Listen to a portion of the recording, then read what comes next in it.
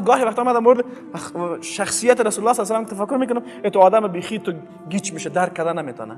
به خاطر از اینکه بعضی از مفاهیم اخلاقی به نظر آدم میاد که اینا از هم جداین، دورن. یعنی یک آدم مهربانی نمیتونه بسیار قاطع و شجاع باشه. همین تصور ما شما داریم نه؟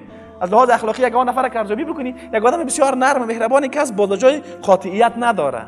و اگر یک آدم بسیار قاطع و شجاع هست، باز این چندان مهربانی نداره. پیامبر صلی الله علیه و سلم همه این مفاهیم را به اوج کمالش داشت. اونمو انسان مهربانی که گاهی وقتا یک تفلک اگه چیزی میشد اشکای مبارک رسول الله صلی الله علیه و سلم میآمد. یک بار یک تفلک وفات کرده بود، رسول الله صلی الله علیه و سلم گریه میکرد. صحابه گفتن رسول الله شما به خاطر این گریه میکنید؟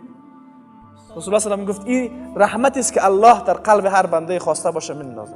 اینمی نفر با اینمی تو یک رحمتی و با اینمی عطوفت و مهربانی گاهی وقتا شخصیتش جنبه دیگه شخصیتش رقمی شجاعت پیامبر صلی الله علیه و سلم. شما موارد خوب درک کرده میتونین که در میدان جنگ حالت پیامبر را ارزیابی کنید.